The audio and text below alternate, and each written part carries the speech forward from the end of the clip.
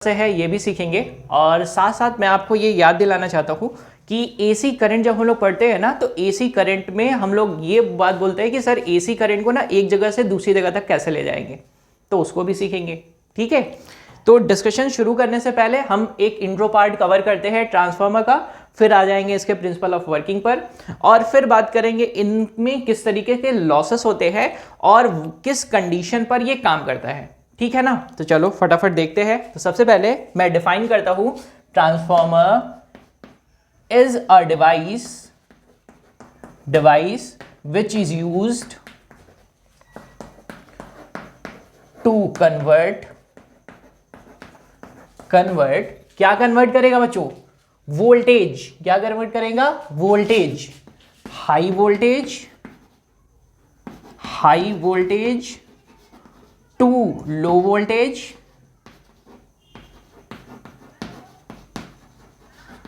और high current to low current और and vice versa. कहां पर करने वाला बच्चों? At constant frequency.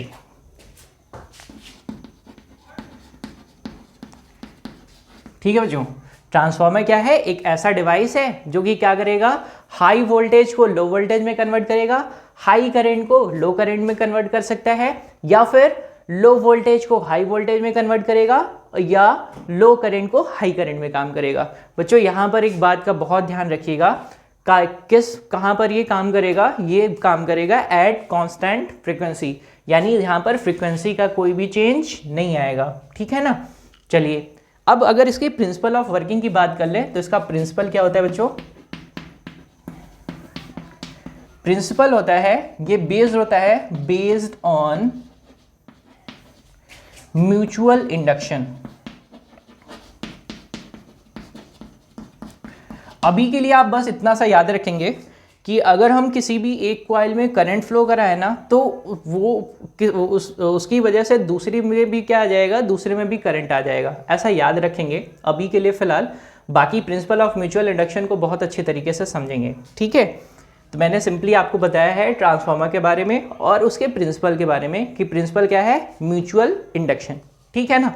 चलिए, ट्रांसफार्मर पढ़ने से पहले कुछ हम लोग बेसिक अजम्पशंस ट्रीट करेंगे। मैं डायग्राम भी ड्रॉ करूंगा उसका, और आपको बेसिक अजम्पशन भी समझाऊंगा कि किस बेसिस पर हम ट्रांसफार्मर को डील करेंगे पूरे के पूरे लेक्चर में। ठीक है, चलिए देखते हैं।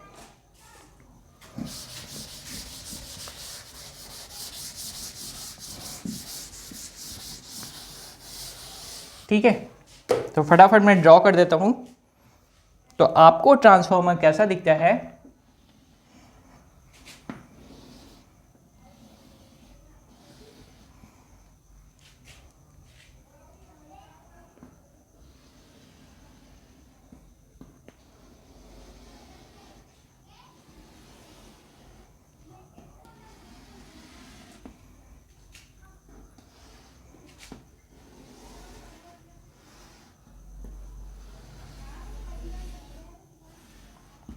ठीक है, सबसे पहली बात मैंने बच्चों यहां पर ये बनाया है, ये कोर है। ठीक है ना, इस पार्ट को हम लोग बोलते हैं कोर। क्या बोलते हैं बच्चों? कोर। ये बना किसका होता है बच्चों? ये बना होता है सॉफ्ट आयरन का। ठीक है, कंस्ट्रक्शन में इस बात को याद रखेंगे। और ये जो कोर आपने यूज कर रखा है, ये ब्लॉक आपको दिख रहा है ना, ये एक्चुअली में होता क्या है? ये होती है स्ट्रिप्ड प्लेट्स, यानी ये प्लेट होती है ऐसे ऐसे।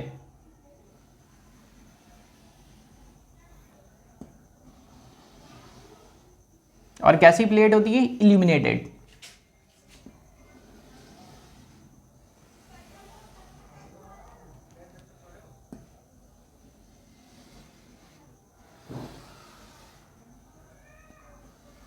अभी सीखेंगे बच्चों ऐसा क्यों कर रहे हैं।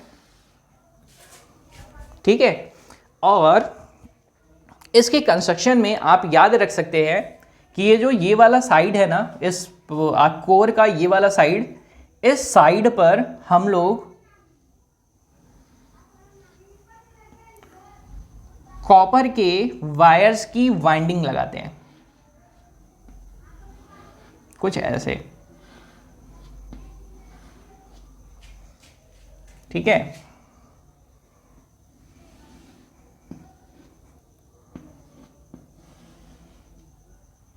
कॉपर की वाइंडिंग्स, ठीक है। और सेम इस साइड भी लगाते हैं, तो इस साइड भी मैं बना देता हूं।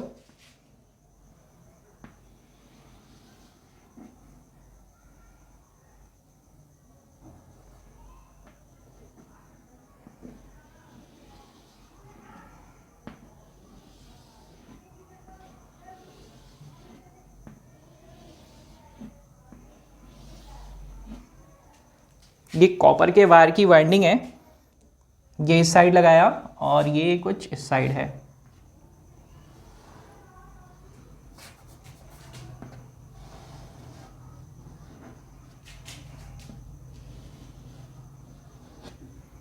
ठीक है बच्चों, ये आपका ये साइड, इस साइड को हम लोग बोलते हैं इनपुट साइड।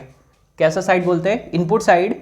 यहां से ही हम एसी सप्लाई देते हैं, जिसको हमें क्या करना है? कन्वर्ट करना है। किस में कन्वर्ट करना है बच्चों, बताइए? एसी करंट को किस में कन्वर्ट करेंगे सर? कन्वर्ट करेंगे क्या सर? चेंज किया करेंगे वोल्टेज और करंट। चाहे तो वोल्टेज को बढ़ाएंगे या फिर क्या बढ़ाएंगे? करंट को बढ़ाएंगे। अभी सीखेंगे कि किसको बोलेंगे, कब वोल्टेज बढ़ेगा या कब करंट बढ़ेगा। तो ये आपका कैसा साइड रहेगा? इनपुट साइड रहेगा। इधर की ये जो आपके पास वाइंडिंग्स हैं, इनको हम लोग बोलते हैं प्राइमरी वाइंडिंग। कौन सी वाइंडिंग बोलेंगे बच्चों? Primary winding. तो मैं यहां पर लिख देता हूं, ये है आपके पास प्राइमरी वाइंडिंग, ठीक है। और इस तरफ की जो वाइंडिंग है उसको क्या बोलेंगे? Secondary winding.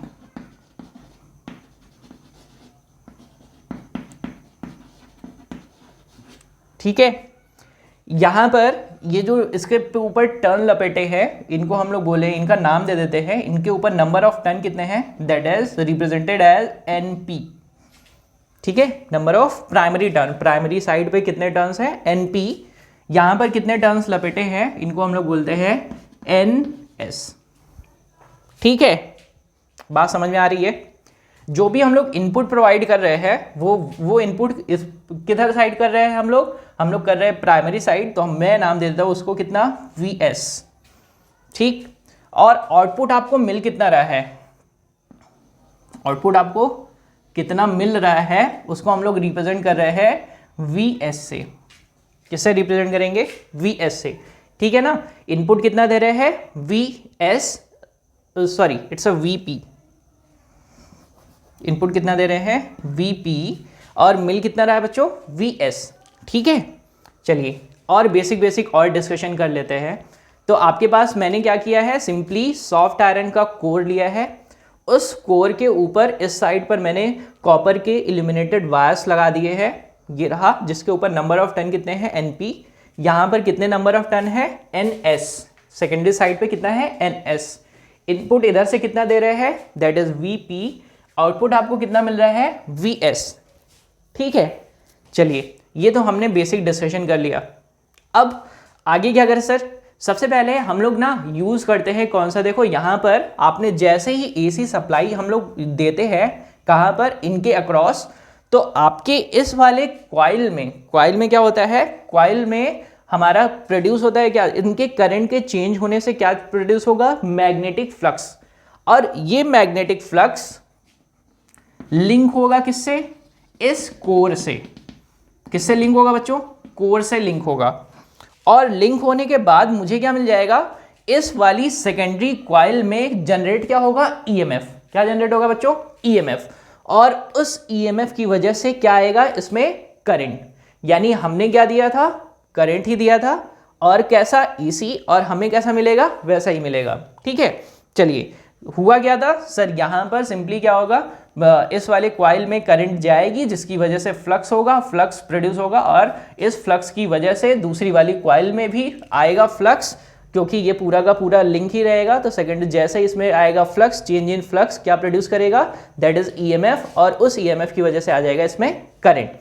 आपको फैराडेज लॉ पता है बच्चों? फैराडेज लॉ के हिसाब से हम लोगों ने कुछ पढ़ा था, मैं रिकॉल कराता हूँ, आप जरा देखो जरा। आपने पढ़ा था इंड्यूस ईएमएफ इक्वल टू कितना? आपने पढ़ा था सर कितना नंबर ऑफ टर्न है, दैट इज एन। क्या चेंज हो रहा है सर? फ्लक्स चेंज हो रहा है, और फ्लक्स चेंज होगा तो हम लोग किसी ना किसी टाइम पर ही तो डिस्कशन करेंगे, that is rate of change of flux. Rate of change of flux is induce EMF. Faraday's law से क्या सीखा था? Induce EMF equal to minus N D phi upon D T, यानी यहाँ पे ये जो इंड्यूस ईएमएफ होगा ना वो हमेशा अपोज करेगा चेंज इन फ्लक्स का, जिसकी वजह से वो प्रोड्यूस हुआ है। और इस माइनस साइन के लिए और भी हम लोग सीख सकते हैं, जहां पर हम लोग सीखेंगे लेंजेस लॉ की हेल्प से। ठीक है, चलिए डिस्कशन और करेंगे। अब यहाँ पर ध्यान देते हैं, जैसे ही ना हम इस टर्मिनल्स को प्रोवाइड करेंगे वोल्टेज कितना, वीपी, यहाँ पर जैसे ही इस कॉइल में करंट जाएगा ना तो प्रोड्यूस क्या होगा, मैग्नेटिक फील्ड, और मैग्नेटिक फील्ड की वजह से क्या हो जाएगा, फ्लक्स होने वाला है। और फ्लक्स की वजह से अब अगर मैं करंट को चेंज करूंगा तो क्या हो जाएगा, चेंज इन मैग्नेटिक फ्लक्स। और अगर चेंज इन मैग्नेटिक फ्लक्स होगा तो क्या करेगा, उसकी वजह से इंड्यूस ईएमएफ होगा। कहां पर होगा, सेकेंडरी कॉइल में। कहां पर होगा, सेकेंडरी कॉइल में। तो मैं उसके लिए फटाफट लिख देता हूं, दैट इज इंड्यूस ईएमएफ का फॉर्मूला। देखो मैं यहां पर लिखता हूं इंड्यूस ईएमएफ का फॉर्मूला, that is N S D phi upon D T, और वो किस साइन के साथ, निगेटिव साइन के साथ, इक्वल टू कितना, दैट इज ई एस। यानी सेकेंडरी कॉइल में कितना इंड्यूस ईएमएफ होगा, that is E S equal to minus N S D phi upon D T. बच्चों आप मेरे से पूछ सकते हैं सर आपने फ्लक्स को सेम ही रखना है क्या, जितना फ्लक्स यहाँ पर है उतना ही फ्लक्स यहाँ पर मिलेगा क्या? हाँ बच्चों, ये अजम्पशन का पार्ट है, अभी मैं डील करता हूँ बहुत अच्छी तरीके से अजम्पशन क्या क्या होंगे। तो आपके पास इंड्यूस ईएमएफ यानी ईएमएफ कितना आएगा सेकेंडरी कॉइल में, वो आ जाएगा E S equal to minus N S D phi upon D T. अब होगा क्या सर, इसकी वजह से ना एक बैक ईएमएफ जनरेट होगा, और बैक ईएमएफ कहाँ पे जनरेट होगा, इस प्राइमरी कॉइल में। तो प्राइमरी कॉइल में अगर ईएमएफ जनरेट होगा तो उसके लिए भी मैं फॉर्मूला लिख देता हूं, और फॉर्मूला मैं लिखता हूं कुछ यहां पर, देखो मैं यहां पे एक फॉर्मूला लिखता हूं, that is E P equal to कितना लिखने वाले हैं बच्चों, minus N P D phi upon D T. ठीक है, ये क्या है सर, ईएमएफ इंड्यूस हुआ है किसमें सर, प्राइमरी कॉइल में। यहां पर ये जैसे ही सप्लाई दिया तो ईएमएफ कहां पे इंड्यूस हुआ था, सेकेंडरी में। बैक ईएमएफ की वजह से ये प्रोडक्शन होता है, that is E P equal to minus N P D phi upon D T. ठीक है बच्चों, अब कुछ अजम्पशन के पार्ट हैं, तो मैं एक काम करता हूं, आपको अजम्पशन सिखाता हूं बारी बारी। ठीक है, अजम्पशन का पार्ट सर है क्या, वो सिखा दो जल्दी जल्दी। तो आपको याद रखना है सबसे पहली बात, ये जो आपके पास प्राइमरी कॉइल आपने यूज कर रखी है ना, उसके लिए आपको रेजिस्टेंस एज्यूम करना है। यानी मैं यहां पे लिखता हूं अजम्पशन।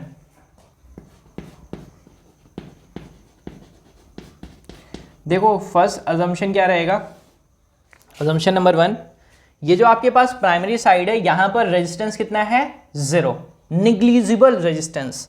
अगर निग्लिजिबल रेजिस्टेंस है बच्चों तो आपको सिंपली क्या करना है, सिंपली ये बताना है कि यहां पर जितना भी ईएमएफ इंड्यूस हुआ है ना वो क्या किसके बराबर होगा, जितना भी आपने वोल्टेज सप्लाई किया है। यानी आप सिंपली लिखेंगे Vp equal to EP. Condition क्या है बच्चों, आपने सिंपली बताया है यहां पर रेजिस्टेंस कितना है कॉइल में, वो है 0, निग्लिजिबल रेजिस्टेंस। ठीक है ना, अगर निग्लिजिबल रेजिस्टेंस रहेगा तो आप क्या बोल सकते हैं, दैट इज रेजिस्टेंस अगर आपके पास 0 है तो आप क्या बोलेंगे, simply that is Vp equal to EP. ठीक है, अगर आप इसको ऐसा नहीं करते हैं, इसको ऐसा नहीं करते हैं तो क्या हो जाएगा, आपको यहां से करंट का वैल्यू कितना मिलेगा, करंट का वैल्यू मिलेगा दैट इज इंफिनिटी। रख के देख लेते हैं सर, आपके पास ओम्स लॉ आता है ना, ओम्स लॉ से आप क्या जानते हैं, V equal to I into R. अगर आप इस R को 0 कर दो, इस R को कितना करना है, 0, और आपको पता है I इक्वल टू क्या होता है, V अपॉन आर। अगर R को अगर 0 कर दोगे तो ये टोटल टर्म कितना हो जाएगा, दैट इज इनफाइनाइट। ठीक है, तो आपके पास कंडीशन क्या आ जाती है, फर्स्ट अजम्पशन क्या मिल जाएगा, दैट इज जितना भी आपने वोल्टेज सप्लाई किया है वही इंड्यूस ईएमएफ के बराबर मिलेगा। चलिए सर सेकंड अजम्पशन को भी देख लेते हैं। सेकंड अजम्पशन क्या होगा कि हम लोग ना ये जहां पर आपको आउटपुट मिल रहा है इस सर्किट को हम लोग रखते हैं ओपन, या फिर ऐसा बोलते हैं कि यहां पर जितनी भी करंट है वो कैसी है, बहुत कम है। तो उस कंडीशन में हम लोग बोल सकते हैं that is Vs equal to E. ठीक है ना, मैं उम्मीद करता हूं आपको समझ में आया होगा। मैंने दो अजम्पशन लिए हैं। पहला अजम्पशन दैट इज यहां पर इनके अक्रॉस जो भी रेजिस्टेंस है वो कैसा है, निग्लिजिबल है, तो निग्लिजिबल रहेगा। या फिर आप ऐसा बोल सकते हैं जितना यहाँ पे जो यहाँ पे करंट है ना वो बहुत स्मॉल है, बहुत छोटी करंट आ रही है यहाँ पर, ऐसा भी बोल सकते हैं। ठीक है, अगर बहुत छोटा ये अमाउंट रहेगा तो आपके पास ये बोल सकते हैं जितना भी ईएमएफ रहेगा वही वोल्टेज के बराबर रहेगा। ठीक, और यहाँ पर भी कैसा बोलेंगे, इनके अक्रॉस ये शायद या फिर या तो ये ओपन हो सकता है या फिर कैसा हो सकता है, बहुत ही छोटा। तो दो कंडीशन आपको मिल जाएगी, Vs इक्वल टू ES या फिर Vp इक्वल टू EP। ठीक है, अब क्या करेंगे बच्चों, आपके पास ये जो दोनों इक्वेशंस है ना, ये इक्वेशन और ये इक्वेशन, इन दोनों में इन दोनों वैल्यूज को सेट कर देते हैं। तो मैं यहां पर सेट कर रहा हूं दोनों वैल्यूज को। देखो यहां पर हो जाएगा sir Vs equal to minus NS D phi upon dt। Next क्या हो जाएगा, Vp equal to minus NP D phi upon dt। बच्चों थर्ड अजम्पशन की बात करते हैं। अब थर्ड अजम्पशन क्या है सर यहां पर कोई भी फ्लक्स का लॉस नहीं होगा। जितना भी फ्लक्स इसमें इंड्यूस हुआ है ना वही सेम आपको यहां पर भी मिल जाएगा, यानी यहां पर जितना फ्लक्स है यहां पर भी उतना ही फ्लक्स होगा, कोई भी लीकेज नहीं होगा यहां पर। तो आप ऐसा बोल सकते हैं कि फाई अगर यहां पर है तो यहां पर भी कितना है, फाई, दोनों के दोनों कैसे हैं, सेम है। तो आप ऐसा बोल सकते हैं अगर मैं इन दोनों इक्वेशन को क्या करूं, डिवाइड कर दूं, देखो तो क्या क्या कट जाएगा, कट जाएगा D phi upon D T, and negative sign. तो आप ऐसा बोल सकते हैं Vs upon Vp equal to NS upon NP। इसको बच्चों बना देते हैं इक्वेशन नंबर 1। ठीक है, चलिए अब आगे देखते हैं। तो सर यहां से एक बात तो समझ में आया सर, नंबर ऑफ टर्न, जिसमें देखो नंबर ऑफ टर्न, अगर मुझे वोल्टेज ज़्यादा चाहिए तो मुझे नंबर ऑफ टर्न को क्या करना है, इंक्रीज करना है। यानी सर अगर मुझे यहाँ पर वोल्टेज ज़्यादा चाहिए होगा तो मुझे क्या करना पड़ेगा, नंबर ऑफ टर्न ज़्यादा। यानी आप सिंपल सा इंफॉर्मेशन याद रख सकते हैं, क्या इंफॉर्मेशन याद रख सकते हैं कि voltage is directly proportional to number of turn. If voltage increases number of turn also increases. अगर मुझे वोल्टेज बढ़ाना है तो मुझे क्या करना पड़ेगा, नंबर ऑफ टर्न को इंक्रीज करना पड़ेगा। अगर वोल्टेज घटाना होगा तो क्या करना पड़ेगा, नंबर ऑफ टर्न को डिक्रीज करना पड़ेगा। ठीक है, चलिए आगे देखते हैं बच्चों, आगे देखते हैं, थोड़ी सी इंफॉर्मेशन और लेते हैं। तो अब क्या करेंगे सर, अजम्पशन तो ले लिया, अब एक चीज और याद रखेंगे। क्या याद रखेंगे सर, हम ट्रांसफार्मर को कैसा बोलेंगे, आइडियल ट्रांसफार्मर। कैसा ट्रांसफार्मर बोलेंगे, आइडियल ट्रांसफार्मर। मतलब सर क्या है कि जितना भी हम इनको इनपुट देंगे ना वो सारा का सारा किस में कन्वर्ट कर देगा, आउटपुट में। जितना भी हम इनको यहाँ से इनपुट देंगे वो कितना किस में कन्वर्ट कर देगा, आउटपुट में। बच्चों ये रियल में ऐसा पॉसिबल नहीं है, कुछ ना कुछ तो लॉस हो ही जाएगा, लेकिन हम ऐसा मान के चल रहे हैं कि यहाँ पर कोई लॉस नहीं होगा। ठीक, तो मैं एक काम करता हूँ, यहाँ से इनको हटा देता हूँ, फिर आप इक्वेशन बनाते हैं। देखिए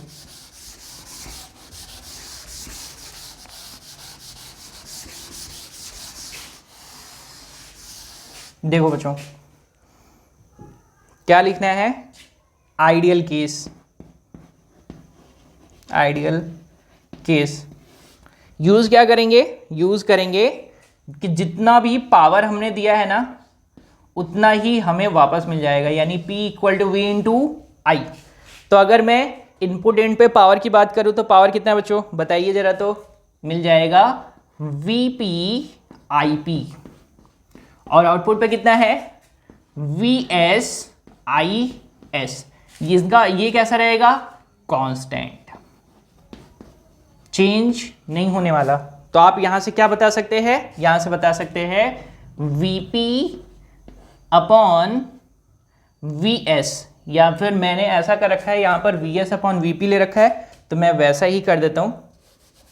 तो मैं लिख देता हूँ we S upon V P, यहाँ पर हो जाएगा आई पी अपॉन आई एस। बच्चों यहाँ से आपको क्या रिलेशन मिलेगा, अगर वोल्टेज बढ़ा तो करंट घट गया, वोल्टेज बढ़ेगा तो करंट क्या हो जाएगा, घट जाएगा, और अगर करंट बढ़ेगा तो वोल्टेज बढ़ जाएगा।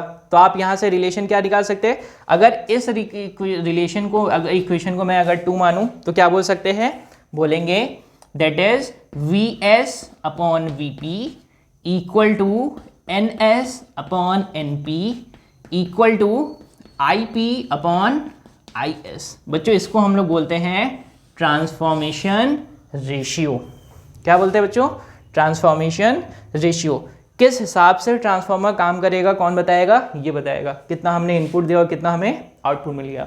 ठीक है, तो ये हो गया हमारा आइडियल केस। ठीक, चलिए अब कुछ बातें और कर लेते हैं हम लोग। क्या क्या बात करेंगे सर, एक बेसिक रिवीजन बता दीजिए। पहले सबसे पहले आपको बताना है कि ट्रांसफार्मर क्या है, एक ऐसा डिवाइस जो कि कन्वर्ट करेगा, क्या कन्वर्ट करेगा, हाई वोल्टेज को लो वोल्टेज में, या फिर लो वोल्टेज को हाई वोल्टेज में, हाई करंट को लो करंट में, लो करंट को हाई करंट में। ठीक है ना सर, कहाँ पर करेगा, एट कांस्टेंट फ्रीक्वेंसी। ठीक है, ये बात तो क्लियर हो जाती है, आपके पास ये रिलेशन भी आ गया है। ठीक, अब बात कर लेते हैं कितने टाइप के ट्रांसफार्मर होते हैं। ठीक, तो ट्रांसफार्मर कितने टाइप के बोलेंगे, देखिए जरा, मैं यहाँ पर लिखता हूँ ट्रांसफार्मर के टाइप्स। देखिए ट्रांसफार्मर बच्चों बेसिकली होते हैं 2 टाइप्स के। कौन कौन से टाइप्स होते हैं, सबसे पहला होता है स्टेप अप, दूसरा क्या होता है, स्टेप डाउन। ठीक है, कितने टाइप के बोलेंगे बच्चों, 2 टाइप के बोलेंगे, स्टेप अप और स्टेप डाउन। यहां पर बात कर लेते हैं फटाफट। यहां पर स्टेप अप ट्रांसफार्मर में वोल्टेज हमें कहां पर, आउटपुट एंड पर, आउटपुट एंड कैसा, दैट इज सेकेंडरी पर, कैसा मिलेगा, ज्यादा। ठीक है ना, स्टेप अप जब हमें क्या करना रहता है, वोल्टेज को ज्यादा करना रहता है। अगर वोल्टेज ज्यादा हुआ तो जाहिर सी बात है करंट क्या हो जाएगा, कम हो जाएगा, करंट क्या हो जाएगा, कम हो जाएगा। और स्टेप डाउन में क्या रहेगा सर, स्टेप डाउन में ये वोल्टेज क्या रहेगा, वोल्टेज हमारे पास कम रहेगा, वोल्टेज क्या होगा, कम, और करंट क्या हो जाएगा, ज्यादा हो जाएगा। ठीक है, याद रखिएगा आउटपुट एंड यही है। तो यहां पर वोल्टेज ज्यादा स्टेप अप के लिए और करंट कैसा, कम, और यहां पर स्टेप डाउन में क्या रहेगा सर, वोल्टेज कैसा रहेगा, कम रहेगा, और करंट कैसा रहेगा, ज्यादा। चलिए और बात कर लेते हैं, नंबर ऑफ टर्न्स की बात करें सर, स्टेप अप में हमें वोल्टेज बढ़ाना है तो नंबर ऑफ टर्न कैसे रहेंगे, नंबर ऑफ टर्न्स रहेंगे ज्यादा, और अगर स्टेप डाउन की बात करें तो नंबर ऑफ टर्न कैसे रहेंगे, कम रहेंगे। किन से कम रहेंगे बच्चों, इन कंपैरिजन टू, यहां पर मैं लिख देता हूं that is in comparison to, कौन ज्यादा है, ये ज्यादा है, किससे ज्यादा है, ये ज्यादा है एनपी से, यहां पर ये कम है, किससे कम है, एनपी से। ठीक है, समझ में आ गई ना बच्चों, कितने टाइप के पढ़े, 2 टाइप के पढ़े। कौन कौन से पढ़े, स्टेप अप पढ़ा और स्टेप डाउन पढ़ा। स्टेप अप में क्या करेंगे सर, वोल्टेज को ज्यादा करना है, करंट क्या रहेगी, हो जाएगी, कम हो जाएगी। स्टेप डाउन में क्या होगा सर, वोल्टेज कम हो जाएगा, करंट ज्यादा हो जाएगी। सर यहाँ पर नंबर ऑफ टर्न कैसे रहेंगे, ज्यादा, नंबर ऑफ टर्न प्राइमरी में कैसे, कम, नंबर ऑफ टर्न कैसे, कम, प्राइमरी में कैसे, ज्यादा। ठीक है, अब बात कर लेते हैं लॉसेस की, कि सर आइडियल ट्रांसफार्मर तो आपने बता दिया, लॉसेस के बारे में बता दिया। तो बच्चों मैं आपको ओरली समझा देता हूं पूरी तरीके से कितने टाइप के लॉसेस होते हैं इसमें। तो सबसे पहले बच्चों लॉस आपको मिलता है कैसा, देखो हमने इसका रेजिस्टेंस कैसा मान रखा था, निग्लिजिबल, तो एक्चुअली में तो ऐसा होगा नहीं। अब अगर रेजिस्टेंस निग्लिजिबल नहीं है तो आपको अच्छे से पता है कि करंट जाएगा तो सर हीटअप होगा, हीटअप होगा तो कौन सा लॉस हो जाएगा, हीटिंग लॉस। किसकी वजह से आया सर, इसमें मौजूद रेजिस्टेंस की वजह से। सर ठीक है, दूसरी चीज क्या बोलेंगे, दूसरी चीज क्या बोलेंगे सर, आपने क्या बोला था कि यहाँ पर फ्लक्स का कोई चेंज नहीं हो रहा है, यानी जितना फ्लक्स इनके पास आएगा, यानी फ्लक्स का लीकेज नहीं हो रहा है। सर फ्लक्स तो चेंज हो रहा है, फ्लक्स का लीकेज नहीं हो रहा है, यानी कोई भी लॉस नहीं हो रहा है, जबकि ऐसा पॉसिबल नहीं है। तीसरी चीज क्या पढ़ेंगे? तीसरी चीज बच्चों हम लोग एक नए चीज के बारे में पढ़ते हैं जिसको हम लोग बोलते हैं एडी करंट। एडी करंट क्या है सर? देखो हम लोग यहाँ पर ना ये जो आपने सॉफ्ट आयरन की प्लेट्स यूज करी है ना ढेर सारी, हम चाहे तो इसको ब्लॉक यूज करते, तो हमने उसी लॉस से बचने के लिए हम लोग क्या यूज करते हैं? इल्यूमिनेटेड प्लेट यूज करते हैं, ठीक है ना? That is eddy current loss. लेकिन फिर भी क्या हो सकता है सर? लॉस तो हो ही सकता है। एक चीज का लॉस और होता है बच्चों, जिसको हम लोग बोलते हैं हिस्टैरिसीस लॉस, ठीक है ना? चलिए डिस्कशन करेंगे इन सब चीज़ों के बारे में। मैं उम्मीद करता हूँ आपको ट्रांसफार्मर बहुत अच्छे तरीके से समझ में आया होगा, ठीक है? थैंक यू बच्चों।